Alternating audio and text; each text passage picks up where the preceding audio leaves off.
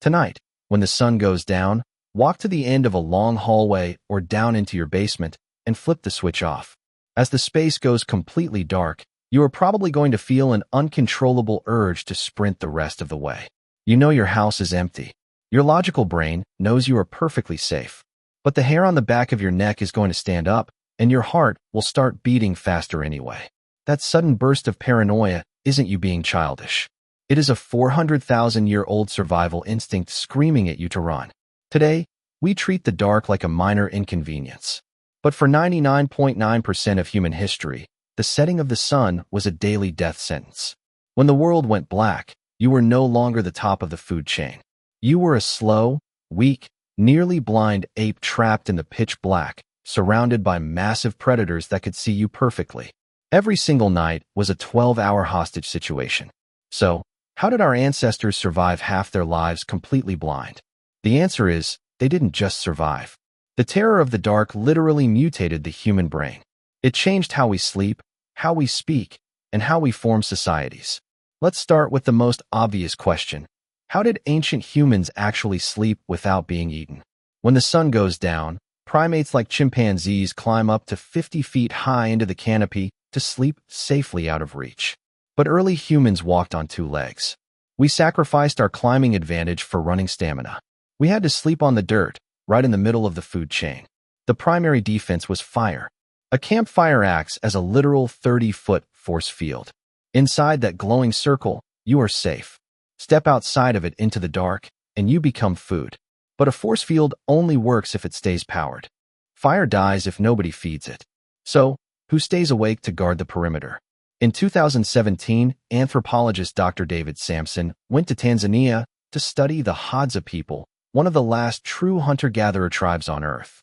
He attached actigraph sleep monitors to 33 tribe members and tracked them continuously for 20 days. The resulting data was mathematically mind-blowing. Out of those 20 days, the entire tribe was asleep at the exact same time for a grand total of just 18 minutes. For 99.8% of the night, at least one person was fully alert. At any given moment, 40% of the camp was awake. Dr. Sampson found that this wasn't a random coincidence. It was strictly tied to age demographics. The 20-somethings naturally stayed up until 2 a.m., while the grandparents in their 60s naturally woke up at 4 a.m. Evolution intentionally staggered our internal clocks using age as a mechanism. By creating extreme night owls and extreme early birds, nature ensured a rotating security shift. Your frustrating sleep schedule isn't a modern glitch. It is a 300,000-year-old security protocol. But the sentinels couldn't protect everyone if the camp was scattered. Sleeping arrangements were highly strategic. Today, we crave the security of a locked bedroom door, the comforting weight of a heavy blanket, or a bed pushed safely against a wall. Ancient humans created that same psychological safety through physical mass. They slept tightly packed in concentric circles, effectively turning the tribe into a single, highly sensitive organism. The most vulnerable, children and nursing mothers, slept dead center, closest to the fire. The deepest sleepers and strongest adults formed the outer defensive ring. If you have ever felt deeply uneasy sleeping in the middle of a massive, empty room, you are experiencing the ancient discomfort of an exposed flank. Your brain is desperately scanning for a sleeping circle that isn't there. Fire didn't just keep the predators away. It actually manipulated time. By burning wood, our ancestors unlocked 2 to 4 extra hours of usable light every single day. This window was used to process our most critical resource, calories. Today, cooking is often viewed as a chore. For early humans, it was a biological necessity performed strictly after dark. Raw meat and tough roots took hours to chew and digest. By roasting them over the nighttime fire, we essentially outsourced our digestion to the flames. This evening habit unlocked a massive surplus of calories, shrinking our digestive tracts and fueling the rapid expansion of the human brain. The modern urge to gather in a kitchen at a party or sit around a dining table at the end of the day isn't just cultural. It is an evolutionary echo of the nightly ritual that physically built the human mind. Once the food was consumed, the tone of the night shifted. In 2014, Anthropologist Polly Wiesner published a fascinating study after spending years with the Jew/Hoansi Bushmen of the Kalahari Desert. She explicitly tracked and categorized 174 daytime conversations and 87 nighttime conversations to see how the brain shifts. During the daylight, 80% of their conversation was pure business. Hunting tactics, gathering logistics, complaining about work, and resolving economic disputes. Daylight was for survival. But the second the sun set and the fire was lit, the data violently shifted. Around the flames, 81% of all conversation shifted to storytelling. Myths, jokes, and legends of distant ancestors. Neuroscience shows that listening to a narrative story around a fire actually synchronizes the heart rates of the listeners and triggers massive oxytocin release, the hormone responsible for deep trust. The campfire was the world's first classroom and theater. The darkness forced us to sit physically still, allowing our brains to bond and invent human culture. So, the sentinels guarded the perimeter, and the rest of the tribe eventually went to sleep. But if you think they just passed out for 8 straight hours, you are completely wrong. In 2001, historian Roger Kirch dug through 16 years of historical records.